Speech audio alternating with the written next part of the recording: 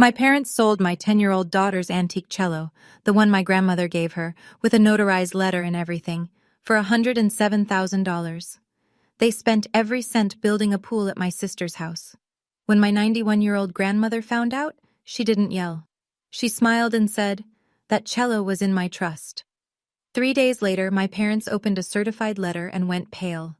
My name is Diana, 34 years old, a paralegal and a single mom, and this is the story of how my family stole from my daughter, and how a 91-year-old woman taught them that paperwork hits harder than shouting. If you're watching this, please subscribe and let me know where you're watching from in the comments. Now, let me take you back to last September, the week everything fell apart. Our apartment was small, 2 bedrooms, 1 bathroom, a kitchen with a window that stuck, and a living room where every piece of furniture had a story that ended with, "It was on sale." We rented it from my family, or what I thought was my family's property. More on that later. But the thing that made that apartment feel like a home wasn't the furniture. It was the sound. Every afternoon around 4:15, Lucy would sit by the window in her bedroom, pull Harriet from the case, and play. Harriet was her cello. A 1923 Heinrich Müller, German-made, with a hairline crack across the top plate that had been restored sometime in the 60s. If you ran your fingertip along the varnish, you could feel where the old wood ended and the repair began, like a scar that healed clean. My great-grandmother Eleanor gave it to Lucy when she was 7, at her very first recital. Eleanor had played that cello at Carnegie Hall in 1958. She'd carried it across 2 marriages, 1 cross-country move, and 60-some years of life, and she put it in my daughter's hands like she was passing along a secret. "This cello is worth more than a car," Eleanor told me afterward, her voice dry and precise, the way former music professors talk. "But the real value is that it remembers every concert hall it's ever been in."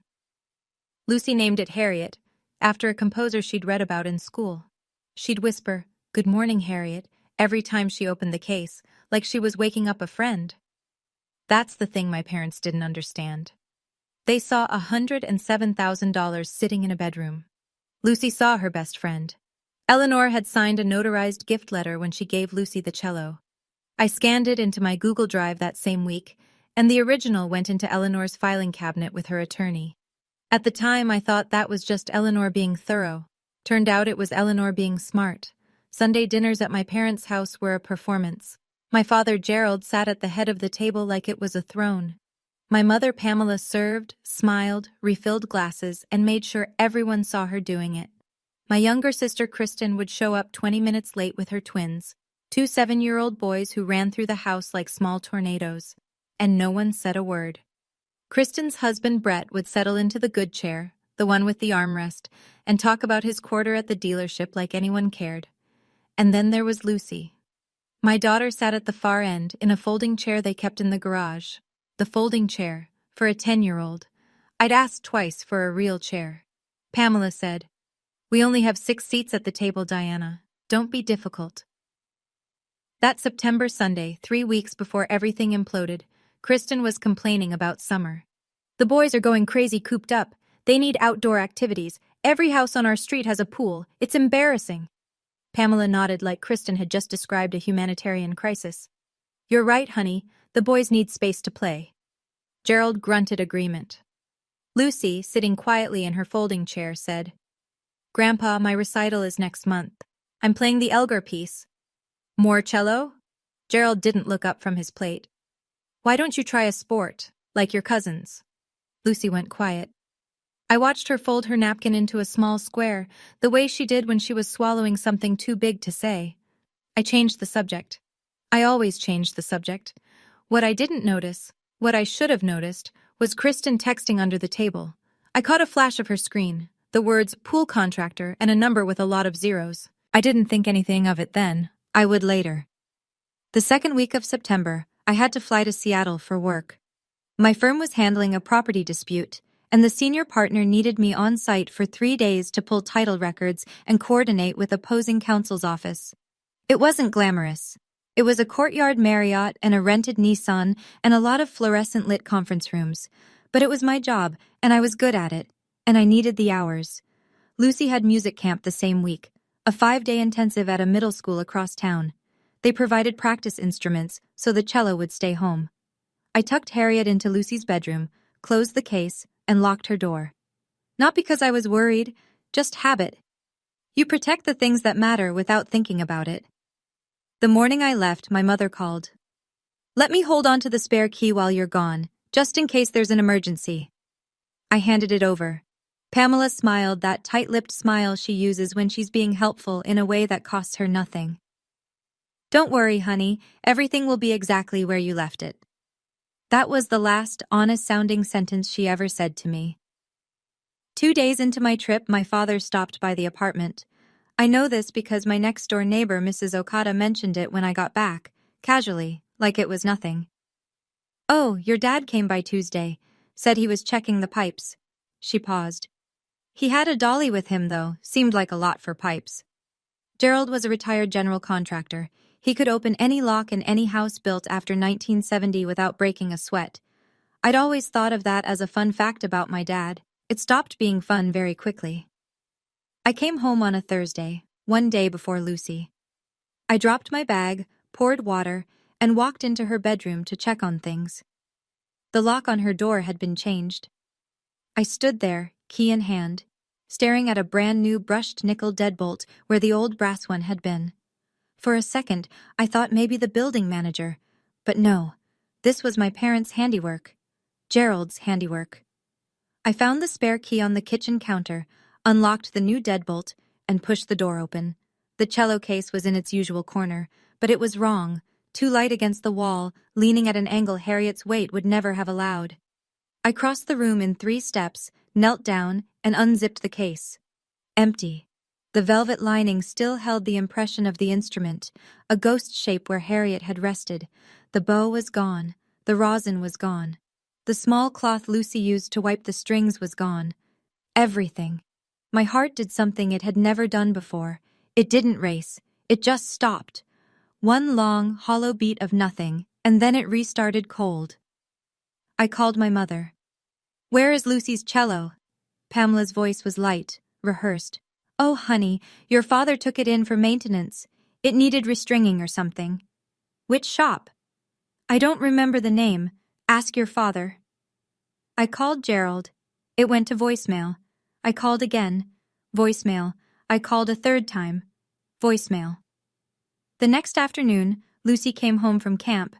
She dropped her bag at the door, ran to her room, saw the case, smiled, and opened it. She didn't cry. That's the part that broke me. A 10-year-old standing in front of an empty cello case, holding her bow hand out like she was still waiting for the music to start. "Mom," she said, "where's Harriet?" I knelt in front of her and held both her hands. "I'm going to find out, I promise." I called Eleanor that night. No answer. Her caregiver Linda said she was at a doctor's appointment and would call back tomorrow. I called Sonia instead. "Something is very wrong," I said. And then, just before midnight, I checked my email and saw a notification from the homeowner's insurance portal. Claim number 4417. High-value item removed from premises. The next morning, I drove to Kristen's house. I didn't call ahead. I didn't want her to have time to rehearse. I turned onto her street and saw it before I even parked. A backhoe in the yard, a trench 6 feet deep carved into the lawn, and 2 guys in hard hats laying rebar. A pool. They were building a pool. Brett stood at the edge of the trench with his arms crossed, supervising like he'd ever built anything in his life. Kristen was leaning against the fence with her phone out, taking a selfie with the construction behind her. She'd already picked a filter. I got out of the car. "Kristen, who's paying for this?" She looked up, startled, then recovered. That quick Caldwell smile. "Oh, Mom and Dad. Birthday present for the boys." "How much?" "I don't know exactly, like 100,000 something?" I didn't handle the details. 100,000 something. She said it the way you'd say a couple $100, like it was nothing, like it wasn't my daughter's future sitting at the bottom of that trench. I drove home and called my father again. This time, he picked up. His voice was flat, almost bored, the tone he uses when he's decided a conversation is beneath him. "Diana, calm down. The cello was a family asset. I sold it to a dealer in Seattle. Cascade Vintage Instruments, $107,000. Your mother and I decided to use the funds for the family. The boys needed a pool. That cello was Lucy's. Grandma Eleanor gave it to her. There's a notarized gift letter. Gerald paused exactly 1 second. Then, your grandmother is 91 years old. She doesn't remember what she signed. He hung up. $107,000. He said it like he was reading a grocery receipt, not like he'd just stolen 3 years of my daughter's joy and 60 years of my grandmother's legacy. But he'd made one mistake. He gave me the dealer's name.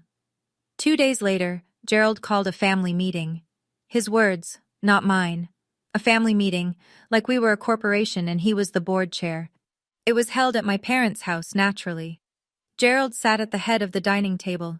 Pamela sat beside him, tissues already in hand, preloaded for the performance. Kristen was there, arms folded, jaw set, playing the role of the wronged younger sister. Brett hovered by the fridge, cracking open a beer like this was a spectator sport. Even Aunt Diane and Uncle Roger had been summoned. Gerald's sister and brother-in-law, the family audience. I came alone. Sonia was watching Lucy. Gerald opened with his closing statement.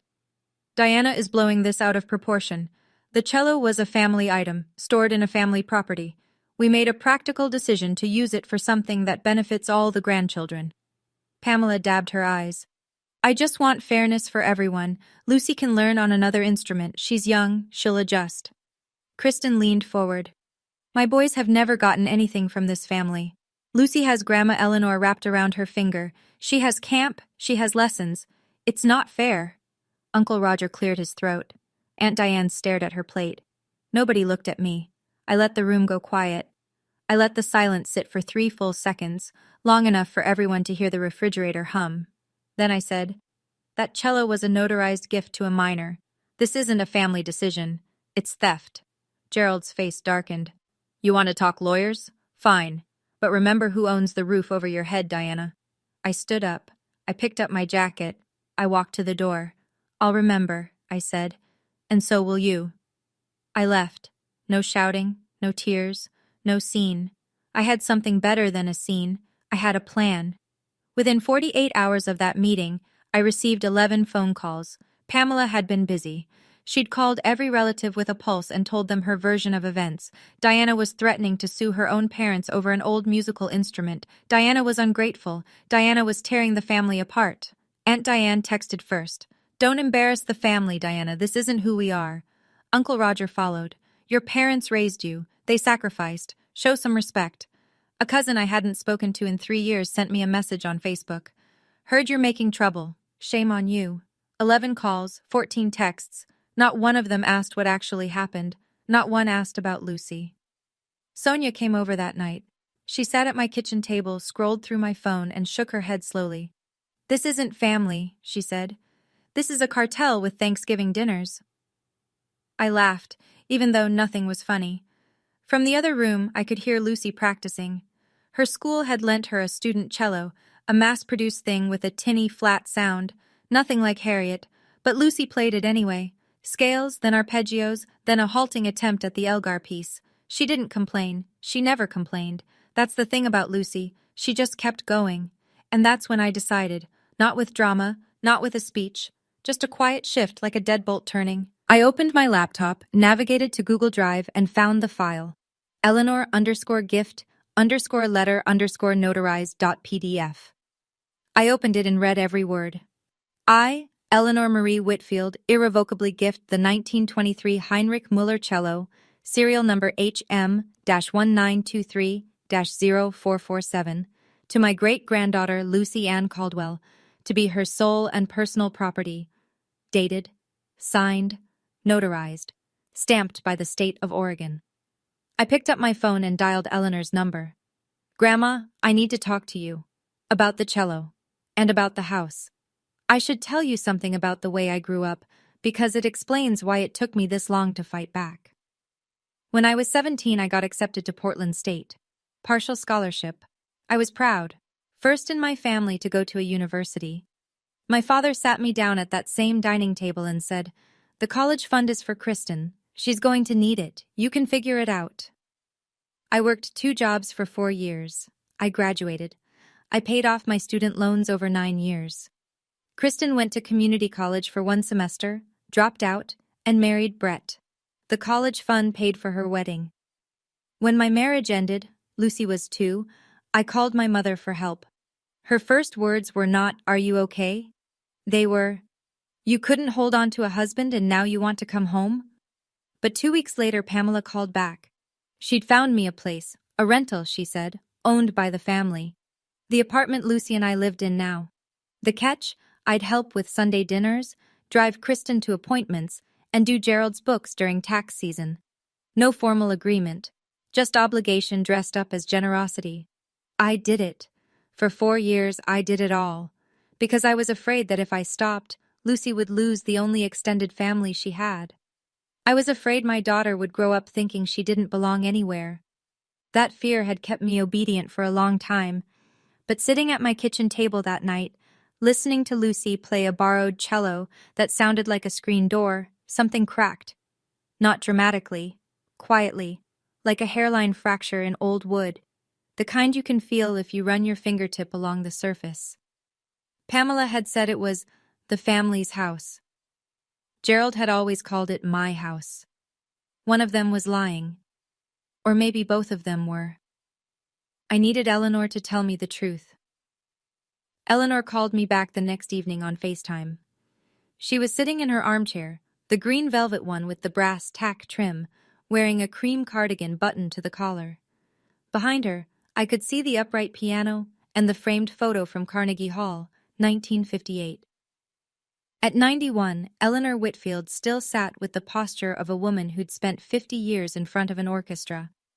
"Tell me everything," she said. So I did. The empty case, Gerald's admission, the dealer, the pool, the family meeting, the 11 phone calls. Eleanor listened without interrupting. When I finished, she was quiet for 5 seconds. I counted. Then she said, in a voice as level as a tuning fork, "Diana, the house your father lives in, I never transferred it to Gerald. It's held in the Whitfield family trust. He's a permissive occupant. The deed is in the trust's name, always has been." I felt the floor shift beneath me. "Grandma, Dad has always said, Gerald says many things that aren't true. He's been doing it since he was 12. She adjusted her glasses. "The cello is also connected to the trust. It's listed on the asset schedule, section 4.2. I gifted it irrevocably to Lucy, yes. But the insurance policy runs through the trust. Selling it without my signature as trustee isn't just wrong, Diana. It's conversion. It may be theft." I sat there, in my kitchen, laptop still open to the gift letter, and let that settle. 25 years. My father had lived in that house for 25 years, told everyone it was his, and never once looked at the deed. "What do we do?" I asked. Eleanor's expression didn't change, but something in her eyes sharpened, a precision I recognized from every recital I'd ever watched her conduct. "I'll call Marcus in the morning. You keep those files safe, and Diana..." She paused. "Stay calm. We don't need to yell. We just need the right signatures." I didn't sleep that night. I sat at the kitchen table with my laptop, a legal pad, and 4 cups of coffee, and I did what I do best. I pulled records. First, the notarized gift letter. Already in Google Drive, time-stamped, backed up, PDF, check. Second, Gerald's texts. I scrolled back through our thread and found it. His confirmation of the sale, the amount, the dealer's name. Cascade Vintage Instruments, $107,000. I screenshotted every message, saved them with dates. Third, I searched the dealer's name. Cascade Vintage Instruments, LLC, based in Seattle. Their website had a current inventory page, and there she was. Harriet, listed under 1923 Heinrich Müller cello, German manufacture, restored. The asking price was $125,000. Gerald had sold her for $18,000 less than what she was already listed for. He hadn't even negotiated. He'd just wanted the money fast. I screenshotted the listing with a timestamp. Fourth, and this one made my hands shake, I logged into the old family Gmail account, the one my parents had set up years ago for shared bills and subscriptions. Gerald had never changed the password. In the sent folder, I found the wire transfer confirmation from their bank. $107,000, Received from Cascade Vintage Instruments LLC, deposited into the personal checking account of Gerald R. Caldwell. Not a family account, not a trust account, Gerald's checking account. He'd pocketed every cent and then distributed it however he saw fit. I saved it, backed it up, printed a hard copy. By 2 in the morning, I had a folder on my desktop labeled Receipts. 14 files, every one of them a nail. I closed my laptop and sat in the dark kitchen, listening to the hum of the refrigerator and the occasional car passing on the wet street outside. The money had gone into Gerald's account, but where had it gone from there? Did Kristen get it directly, or did Gerald pay the contractor himself? I'd find out. But first, I had one more place to look. The family Gmail was a gift that kept giving. I'd been looking for bank records, but what I found was worse, or better, depending on your perspective. In the inbox, buried under a chain of Costco coupons and dentist reminders, was an email thread between my mother and my sister. Kristen had started it. The date was September 3rd, 2 full days before I'd left for Seattle. Mom, the cello guy said he can do $107,000. That's enough for the pool and the patio. Tell Dad to do it before Diana gets back.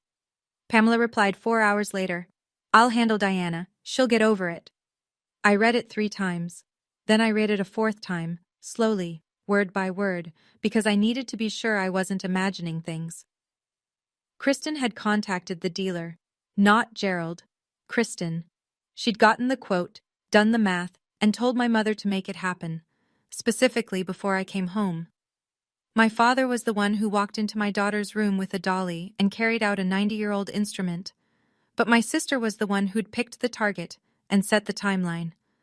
Pamela was the cover, Gerald was the muscle, Kristen was the architect. I screenshotted the thread, every email, every timestamp. I saved them into the receipts folder, right between the wire transfer and the dealer listing. 15 files now. I called Sonia at 6 in the morning. She picked up on the second ring because she's a nurse and nurses don't really sleep. I have everything, I said. Emails, texts, transfer records, the dealer listing, all of it. Good. What now? Eleanor's calling Marcus Webb this morning, her trust attorney. Sonia paused. Diana, you've never done this before, stood up like this. I know. I looked down the hallway toward Lucy's door, but nobody's ever come for my kid before. Marcus Webb's office was on the 4th floor of a sandstone building in downtown Portland, the kind of building that smells like old paper and leather and quiet authority. I'd been in law offices before. I worked in one, but this was different. This was Eleanor's territory. Eleanor arrived in a black town car. She wore a gray wool coat, pearl earrings, and carried a folder 2 inches thick. She walked through the lobby without pausing, and the receptionist said, Good morning, Mrs. Whitfield, the way people greet someone they've known for decades. Marcus Webb was mid-50s, silver-haired, thin-framed glasses, the kind of man who looks like he's never raised his voice in his life and never needed to. He shook my hand, offered coffee, and spread the documents across his desk like a dealer laying out cards. He reviewed everything, my receipts, Eleanor's trust documents, the gift letter, the deed. Then he leaned back and laid it out in 3 clean steps. 1. The cello was an irrevocable gift to Lucy, but it's still listed on the trust's insurance schedule. Gerald selling it without Eleanor's authorization as trustee constitutes unauthorized disposal and conversion of a minor's gifted property. We file a police report. 2. We send a demand letter via certified mail. Gerald has 14 days to return the full $107,000 to the trust. If he doesn't, we file a civil suit. 3. The house. He looked at Eleanor. As trustee, you have the right to revoke permissive occupancy. Under Oregon law, Gerald is not a tenant. He's a gratuitous occupant. 30-day written notice, and he's required to vacate. Eleanor nodded once. She picked up the pen Marcus offered and signed every document he placed in front of her. Her hand trembled slightly. She was 91, but her signature was straight and sure. Marcus looked at me. Mrs. Whitfield, you have standing, documentation, and a very clean case. They have a pool they can't afford and a house they don't own. The Multnomah County Sheriff's Office smelled like floor wax and burnt coffee. I sat in a plastic chair under fluorescent lights and waited 19 minutes for a deputy to call my name. I'd brought everything: the notarized gift letter, screenshots of Gerald's texts, the wire transfer confirmation, the trust asset schedule, and the email chain between Kristen and Pamela. All printed, organized in a manila folder with labeled tabs. Paralegal habits die hard. The deputy, a calm-faced man in his 40s named Herrera, listened without interrupting. He took notes on a form. He asked questions I'd already anticipated. When was the instrument removed? Who had access? Is there documentation of ownership? I answered each one. I handed over each printout. He looked at the wire transfer confirmation for a long time. Ma'am, with the value exceeding $1,000, this falls under ORS 164.055, theft in the first degree. We'll also note conversion of property belonging to a minor. You'll receive a case number today. He handed me a card with the case number written on the back. I thanked him. He didn't blink when I told him the suspects were my parents. He'd probably heard it before. That thought made me sadder than the report itself. I sat in my car afterward in the parking lot, engine off, hands on the steering wheel.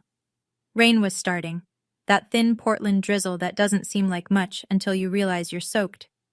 Sonia called. You okay? I just filed a police report against my parents. Silence. Then, how do you feel? I watched the rain bead on the windshield.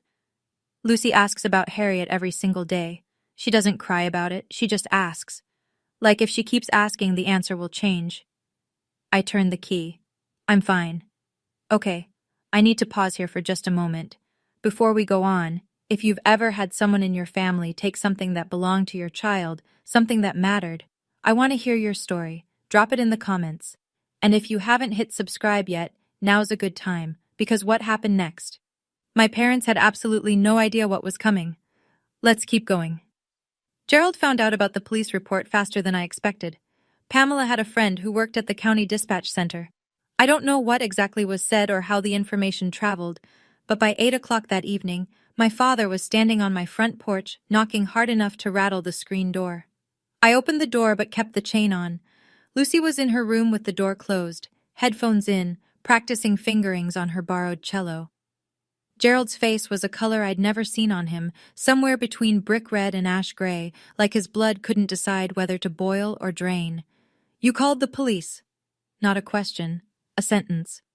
I filed a report. There's a difference. On your own parents, Diana. Your own parents. His voice was low, controlled, the way it always got right before the volume came. Let me tell you something. You live in this house because I allow it. I will change every lock on this building by tomorrow morning. You and Lucy can find somewhere else to sleep. I looked at him through the gap in the chain. He stood on my porch like he owned it, like he'd always owned it, like the ground beneath his feet was a gift he'd given himself and could take back whenever he wanted. This house isn't yours, Dad. His eyes narrowed. Excuse me? You heard me. I've lived here 25 years, and you've never once looked at the deed. He opened his mouth, closed it. His jaw worked silently, like a man chewing something that wouldn't break down.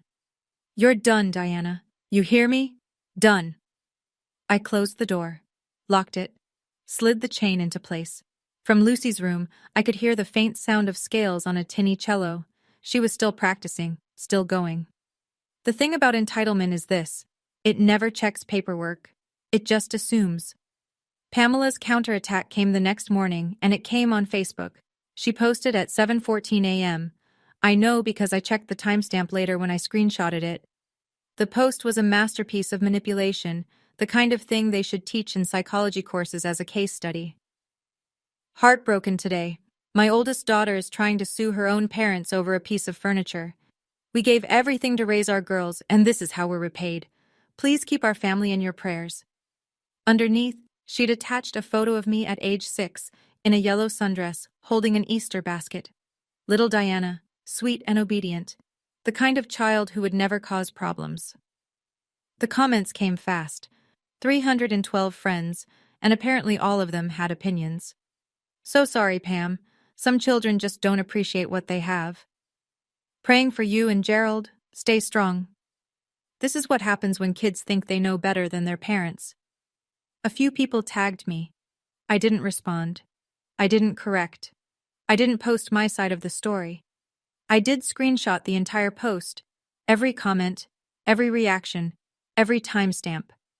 And I saved it to the receipts folder, 16 files now. A piece of furniture. That's what Pamela called a 1923 cello that had played at Carnegie Hall. A piece of furniture. That told me everything I needed to know about what my mother valued, and what she didn't. Sonia called after seeing the post. She's building a narrative, you know that, right? Public sympathy, private pressure. This is textbook. I know. So what do you do? I looked at my laptop screen, where Marcus Webb's email sat in my inbox with 2 attachments, a demand letter and a 30-day notice to vacate. I let the paper do the talking. When? Certified mail goes out tomorrow. The next morning, Marcus Webb walked into the downtown Portland post office and sent 2 envelopes via USPS certified mail, return receipt requested. Envelope 1, addressed to Gerald R. Caldwell and Pamela S. Caldwell, a formal demand letter from the Whitfield Family Trust, requiring full restitution of $107,000 within 14 calendar days. The letter detailed the unauthorized sale, cited the notarized gift, referenced the trust's asset schedule, and stated plainly that failure to comply would result in a civil action for conversion and unjust enrichment. Envelope 2, same address, a 30-day notice to vacate. Eleanor Whitfield, as trustee and property owner, was revoking permissive occupancy of the residence at the address my parents had called home for 25 years. The notice cited Oregon revised statutes, referenced the trust deed, and gave them exactly 30 days from the date of receipt to remove themselves and their belongings from the property. A third copy was sent to Kristen Caldwell Moore at her own address, formal notice that the trust was pursuing restitution for funds derived from the unauthorized sale, and that any party who received or benefited from those funds may be subject to legal action. Marcus texted me the tracking numbers that afternoon. I saved them. That evening, I sat on the couch and opened the USPS tracking app. The 2 envelopes to my parents were already in transit, moving through the Portland sorting facility like small, quiet bombs. Eleanor called me before bed. Her voice was calm, the way it always was. "It's done," she said. "Now we wait." "Grandma, do you have any regrets?" She was quiet for a moment. "I regret trusting Gerald as long as I did. I don't regret this." I refreshed the tracking app one more time before I turned off the light. In transit to destination. The next day, the status changed. Delivered. Signed by G. Caldwell. Sonia lived 3 blocks from my parents' house. She wasn't spying. She'd lived in that neighborhood since before my parents moved in. But she did happen to be driving past at 3:17 that afternoon, and she saw what she saw. Gerald was standing at the mailbox. He'd pulled out a white envelope, the kind with the green certified mail sticker, and he was reading it right there in the front yard. Sonia said his face went through 3 colors in 10 seconds. Normal, red, then a shade of pale she'd only ever seen in the ER. Pamela came out the front door. She must have heard something or sensed it, because she was already moving fast. Gerald handed her the letter without a word. Pamela read it standing on the lawn, and her hands started shaking so hard that the pages fluttered in the afternoon air. 20 minutes later, my phone rang. Gerald's name on the screen. His voice was different. Not commanding. Not bored. Not dismissive. Scared. "Diana, what did your grandmother do? This letter, it says we have to leave the house. This is our house. I've been here 25 years. The deed says Whitfield Family Trust, Dad. It's always been Grandma's house. You just never checked." She's confused. She doesn't know what She knows exactly what she's doing. She signed every document herself. "I'll fight this. I'll get a lawyer." "You should. His number is on the letter. Marcus Webb. He's been Grandma's attorney for 20 years.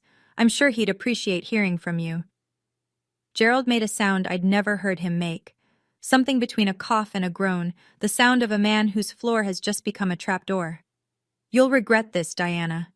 "Maybe, but Lucy won't." I hung up. I set my phone face down on the table, and I sat very still for a long time, listening to the quiet. For 25 years, My father told everyone it was his house. He never once looked at the deed. That's the thing about entitlement, it doesn't check paperwork. Gerald hired an attorney the next day, a real estate lawyer from a firm in Lake Oswego, $300 an hour type, paid with a $3,000 retainer that Gerald pulled from what was left of the cello money. The attorney did what any competent attorney would do. He pulled the deed from Multnomah County records, reviewed the trust documents that Marcus Webb provided upon request, and sat Gerald down in a conference room to deliver the news. The house belonged to the Whitfield Family Trust. It had never been transferred to Gerald. There was no purchase agreement, no quitclaim deed, no record of any transaction. Gerald had been living there by the grace of his grandmother, and grace, as it turned out, had an expiration date. Gerald tried adverse possession. His attorney explained that adverse possession requires hostile, open, and continuous use for 10 years, and Gerald's occupancy was permissive, not hostile. You can't claim you own something when the owner invited you in. Gerald tried laches, arguing Eleanor waited too long to act. His attorney pointed out that Eleanor had acted within weeks of learning about the sale. No delay, no laches. Gerald's attorney gave him one piece of advice. Negotiate. You don't have standing to contest the eviction. Focus on the restitution. See if Mrs. Whitfield will accept a payment plan. Gerald reportedly stood up from the conference table, said something I won't repeat, and left the office without shaking hands. That was $3,000 in retainer fees gone. Plus, the contractor for the pool had invoiced the next phase, $38,000 due upon completion. The pool that was already 60% built, the pool that my daughter's cello had paid for, the money was running out. The clock was ticking, and Gerald still hadn't paid back a single cent. Pamela made her move on a Tuesday. She showed up at Eleanor's house with a bouquet of sunflowers and a tin of Danish butter cookies, the same brand she brought every Christmas. Like clockwork, and insincerity had the same rhythm. Eleanor's home aide, Linda, answered the door and later told me every detail. Pamela sat in the living room on the edge of Eleanor's settee, clutching the sunflowers like a shield. Eleanor sat across from her in the green velvet armchair and let Pamela talk first. Grandma Eleanor, the family is falling apart. Diana has gone too far. She's filed police reports. She's bringing lawyers. This is destroying us. If you could just call it off, everything would go back to normal. Please, for the family. Eleanor let the silence hang. She poured Pamela a cup of tea from the pot Linda had prepared. She set the cup on a saucer, placed it in front of Pamela, and folded her hands. Pamela, I let my grandson live in my house for 25 years without charging a cent. I gave my great-granddaughter a cello that I played since I was 19 years old. And you and Gerald sold it to build a swimming pool. It wasn't like that. It was exactly like that. I've read the emails. She paused. I also know that you're sitting in my house, drinking my tea, and asking me to forgive the theft of a 10-year-old child's most treasured possession so that your family can be comfortable again. Pamela's mouth opened. Nothing came out. Eleanor stood, slowly, deliberately, the way a woman with 91 years of practice stands when she's done with a conversation. The door is behind you. Marcus will be in touch. Pamela left. Linda said she was crying before she reached her car. Eleanor sat back down, picked up her tea, and took a sip. Then she turned to Linda and said, That woman brought me grocery store cookies. She couldn't even bother with homemade. 14 days. That was the window Marcus gave them. 14 days to return $107,000. On day 15, Gerald sent Marcus an email. One line. The money has been spent. I don't have $107,000. No apology, no plan, no acknowledgement that the money had never been his to spend. Marcus printed the email, placed it in the case file, and did exactly what he'd said he would do. He filed a civil suit in Multnomah County Circuit Court, Eleanor M. Whitfield, trustee of the Whitfield Family Trust, versus Gerald R. Caldwell and Pamela S. Caldwell. Claims: conversion, unjust enrichment, breach of fiduciary duty regarding trust-associated assets. I was listed as guardian ad litem on behalf of Lucy. The court set a hearing date 6 weeks out. Fast-tracked, Marcus said. because a minor's property was involved and the documentation was comprehensive.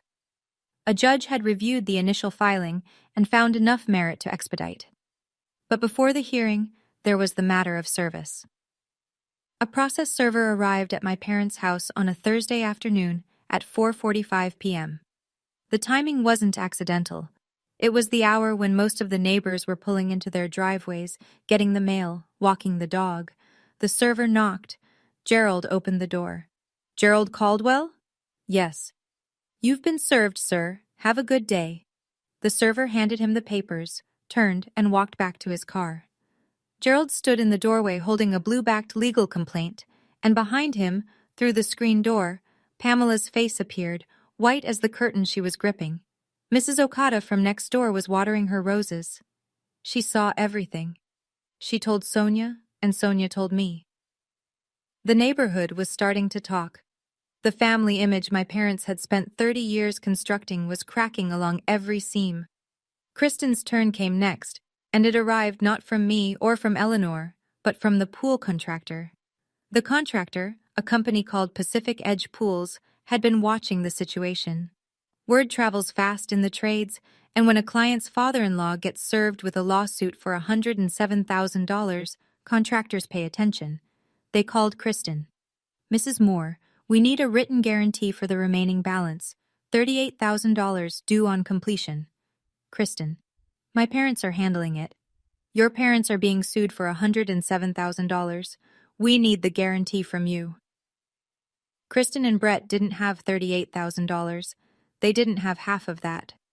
Brett's credit was maxed from the new truck he'd bought in June, the one he drove to the dealership where he sold cars he couldn't afford himself. They tried a home equity line. Denied. They tried a personal loan. Denied. Pacific Edge Pools filed a mechanic's lien on Kristen's property for the unpaid balance. Kristen called me, and for the first time in this entire ordeal, she was sobbing. "Are you happy now? The family is destroyed because of you. My house has a lien on it. Brett is talking about leaving. Are you satisfied?" I let her finish. I waited until the only sound was her breathing. "Kristen, you sent Mom an email on September 3rd telling her to sell Lucy's cello before I got home. You picked the target. You set the timeline. You calculated that $107,000 would cover the pool and the patio." Dead silence. "Everything that is happening to you right now started with that email, not with me." She hung up. I felt nothing. Not satisfaction, not guilt, just the flat, clear sense of a ledger being balanced. 1 week later, Brett Moore filed for legal separation. He wanted no part of the debt. "All right, we're getting to the part everyone's been waiting for. But before we do, if this story is hitting close to home, you're not alone. Hit that like button so more people can find this, and share it with someone who needs to hear it today. Stick around, because the courtroom scene is next. My father's face was something I will never forget. Here we go. Multnomah County Courthouse, 3rd floor. Courtroom 3B. It smelled like old wood and recycled air, and the overhead lights gave everything a faintly yellow cast, like a photograph that's been sitting in a drawer too long. I sat on the left side of the gallery, next to Marcus Webb. Eleanor sat beside me, back straight, hands folded over her gray wool coat. She looked like she'd been sitting in courtrooms since before the building was built. Sonia was 2 rows behind us, there because I'd asked her to be, and because she'd said, "You're not doing this without backup." Gerald and Pamela entered from the right. Gerald wore a blazer that didn't quite fit anymore, something he'd pulled from the back of a closet. Pamela clutched a tissue. Their attorney, a younger man I didn't recognize, carried a thin folder. Thin because there wasn't much to put in it. Kristen wasn't there. She wasn't a named defendant, or maybe she just couldn't face it. Gerald's attorney made his arguments. Adverse possession, denied. The court noted permissive occupancy. Laches, denied. Eleanor acted within weeks. Then he tried family gift, claiming the cello was communal family property, not Lucy's. Marcus stood. He presented the notarized gift letter. The trust asset schedule, section 4.2. The wire transfer confirmation. The email chain between Kristen and Pamela, time-stamped, authenticated. The police report.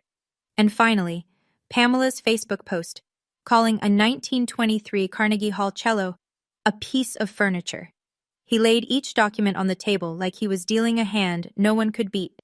The judge, a woman in her 60s with reading glasses on a chain, turned to Gerald. "Mr. Caldwell, did you have authorization from the trustee to sell this instrument?" Gerald straightened in his chair. "It was in my house." "That's not what I asked."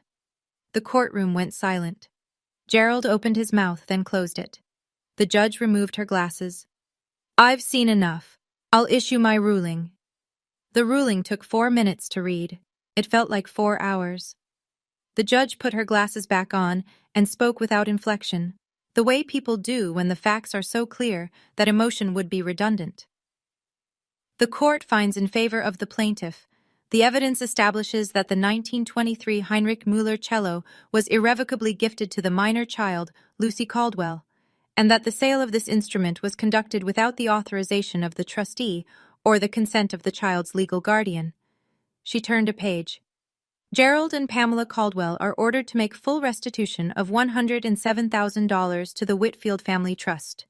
If unable to pay in full, a structured repayment plan will be established, subject to wage garnishment if payments are not maintained." Another page. "The 30-day notice to vacate, issued by the trustee, is upheld.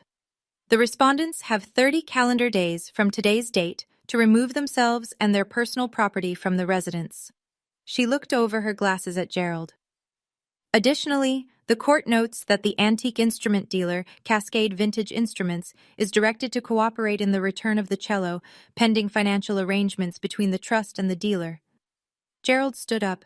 His chair scraped against the floor. "This is my house. I've lived there for 25— Mr. Caldwell."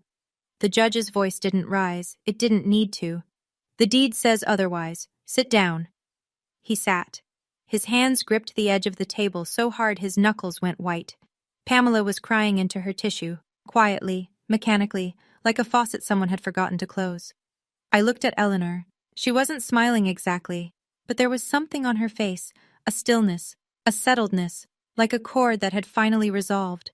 She reached over and held my hand. Her fingers were thin and warm. "You did the right thing," she whispered. The gavel came down once. A single, clean sound that echoed off the wood-paneled walls and settled into the silence like a period at the end of a very long sentence. 30 days later, a U-Haul truck backed into the driveway of the house on Birchwood Lane, the house my father had called his for a quarter of a century. I wasn't there. I didn't go to watch. I'd made that decision early. This wasn't a victory lap. It was a correction. Sonia drove past on her way to work and told me what she saw. Gerald loading boxes in silence, not angry, not shouting, just moving with the heavy mechanical rhythm of a man who'd run out of arguments. Pamela carrying a lamp through the front door, not looking at anyone, not even Gerald. They moved into a 2-bedroom apartment in Gresham. Pamela's sister had helped them find it.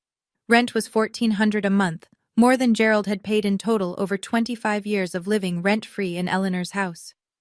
2 weeks after the move, Marcus sent the family, Aunt Diane, Uncle Roger, the cousins, a 1-page summary of the case at Eleanor's request, not to humiliate, to correct the record. The summary was factual: the trust deed, the unauthorized sale, the restitution order, the eviction, no editorial, no opinion, just paper. The phone calls stopped. All of them. Aunt Diane never texted me again. Uncle Roger went silent. The cousin who'd messaged me, "Shame on you," deleted her Facebook comment. I know because the notification arrived at 2 a.m., the hour when guilt tends to find people. The first restitution payment hit the trust account 3 weeks after the ruling, $2,500 from Gerald Caldwell. It was automatic, set up through the court. Total remaining balance, $104,500. At $2,500 a month, it would take roughly 43 months to repay in full. Gerald would be 65 by the time he finished paying for a pool he built with his granddaughter's stolen inheritance. I tried not to think about that as anything other than math. It was a Wednesday in late October when Marcus called and said, "It's done. You can come pick her up." The cello. Cascade Vintage Instruments had cooperated fully once the court order was presented. They returned the instrument to Marcus's office, and Eleanor fronted the reimbursement from the trust fund, the same fund Gerald would be paying back into for the next 3.5 years. I drove downtown alone. Marcus had the case waiting on his conference table. I unlatched it and folded back the lid, and there she was, Harriet. The 1923 Heinrich Müller, with the restored crack across the top plate, the same warm amber varnish, the faint smell of old wood and rosin that Lucy used to say smelled like a library that plays music. I ran my thumb across the strings. They hummed, low and deep, the way a voice sounds when it's been holding its breath. I drove home with the case buckled into the passenger seat, which is exactly as ridiculous as it sounds, but I didn't care. I parked, carried it inside, and set it in the corner of Lucy's room. The same corner, the same angle, as if it had never left. Lucy came home from school at 3:40. She dropped her backpack at the door, walked to her room, and stopped in the doorway. She didn't run, she didn't shout. She walked to the case slowly, knelt down, and unzipped it. She looked at the cello for a long moment, checking maybe, to make sure it was real. Then she reached in and touched the neck, right where the varnish was thickest. "Hi, Harriet," she whispered. I stood in the hallway, one hand on the doorframe, and I cried. Not loudly, not dramatically, just quietly, the way you cry when something that was taken has been returned and you realize how tightly you'd been holding yourself together. My daughter didn't ask where Harriet had been, she just started tuning. That evening, after Lucy was asleep, I sat at the kitchen table and drafted an email. I sent it to 3 addresses: Gerald, Pamela, and Kristen. It was short. I'd spent years over-explaining myself to people who never listened. This time, I let the words be small and final. Effective immediately, I am establishing no contact boundaries. All communication regarding the restitution will go through Marcus Webb's office. Do not contact me or Lucy directly. I wish you well, but I need to protect my daughter and myself. Gerald replied within the hour. 1 sentence. "You'll regret this." I didn't respond. Pamela sent 6 emails over the next 3 days. Long, winding messages full of scripture quotes, childhood memories, and sentences that started with, "After everything we've done for you." I didn't open a single one. I forwarded them to Marcus unopened and asked him to flag anything legally relevant. Kristen sent one text message, 4 days later. "I'm sorry." I read it. I sat with it. I didn't reply. Not out of cruelty, out of honesty. I wasn't ready to forgive, and I wasn't going to pretend I was. Maybe someday. Maybe not. That was allowed. The next Saturday, I went to the hardware store on Burnside and bought a new deadbolt. A Schlager. Brushed nickel, top of the line. I installed it myself. I wasn't as good at it as Gerald the contractor, but it locked, and that was enough. 2 keys, one for me, one for Lucy, nobody else. That night, I stood at the front door and tested the lock 3 times. Each time it clicked, something inside me settled a little deeper. Family is not a debt you inherit. And a locked door isn't cruel. It's a boundary. 3 months after the ruling, Saturday afternoons became ours. Every week, Lucy and I would drive to Eleanor's house, a craftsman bungalow on a tree-lined street in southeast Portland, with a front porch that sagged in exactly the right way and a garden that Eleanor still supervised from her window. Linda would let us in, and Eleanor would be waiting in the music room, a small, sun-filled space at the back of the house where the upright piano lived, alongside 60 years of framed concert programs and a metronome that still ticked like a heartbeat. Lucy would set up Harriet. Eleanor would open the piano, and for 1 hour, sometimes 2, the house would fill with music, the cello and the piano winding around each other the way 2 voices do when they've known the same songs for a very long time. Eleanor taught Lucy the vibrato technique she'd learned from her own teacher at Juilliard in 1952. "It comes from the arm," she'd say, placing her thin hand on Lucy's wrist. "Not the finger. The finger follows. The arm decides." Lucy listened with the focus of a child who understood she was receiving something that couldn't be bought or sold.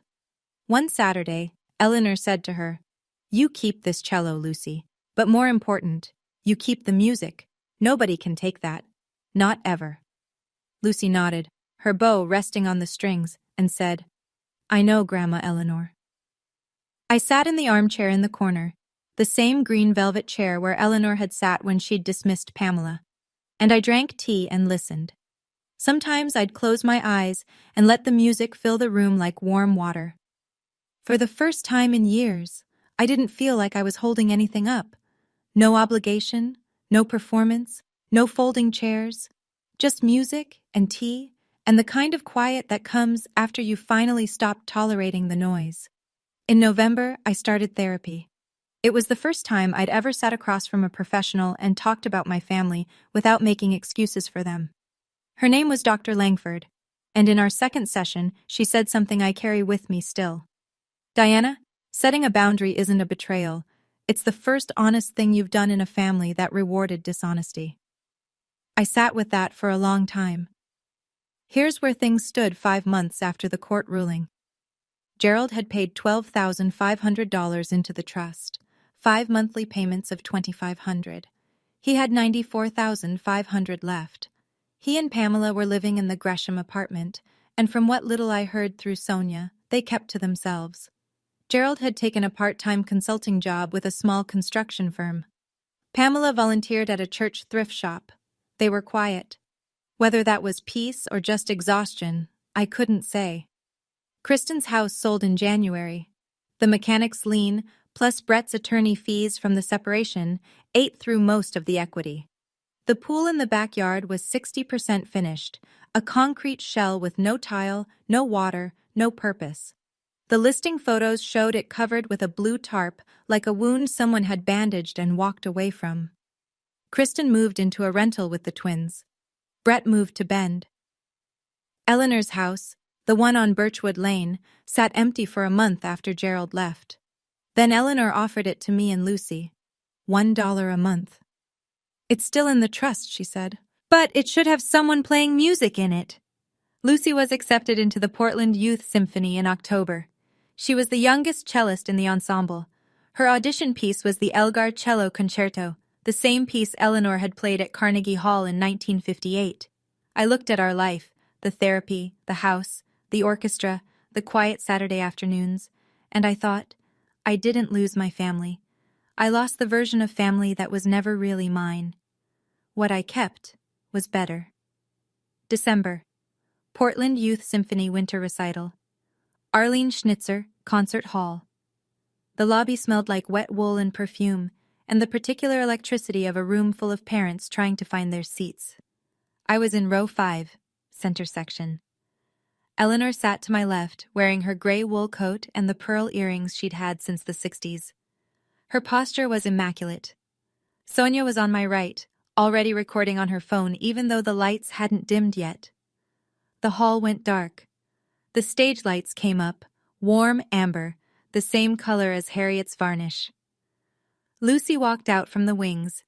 She was wearing a black dress we'd picked out together at a consignment shop on Hawthorne. Her hair was pulled back. She held the cello by the neck, carefully, the way you carry something that's both fragile and unbreakable.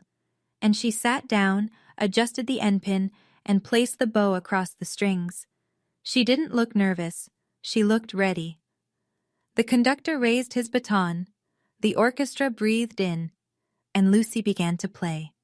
The Elgar Cello Concerto, first movement. The same piece Eleanor had played at Carnegie Hall in 1958 on the same instrument, 66 years apart. The sound filled the hall, deep and warm and aching, the way a cello always sounds when it's telling you something that words can't reach. I closed my eyes. I let it wash over me.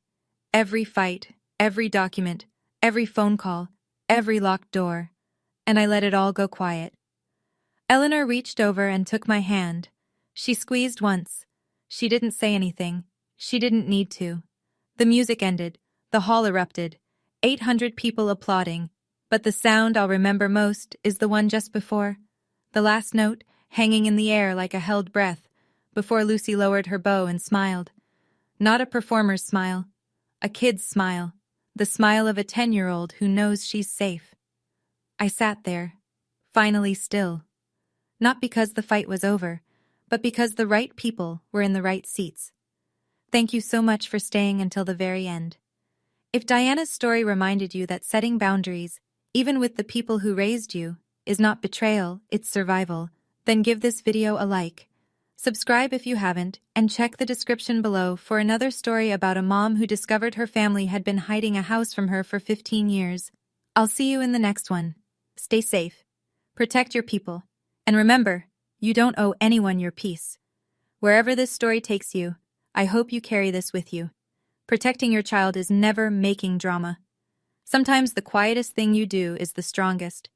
And a locked door isn't cruel, it's just a boundary with a key.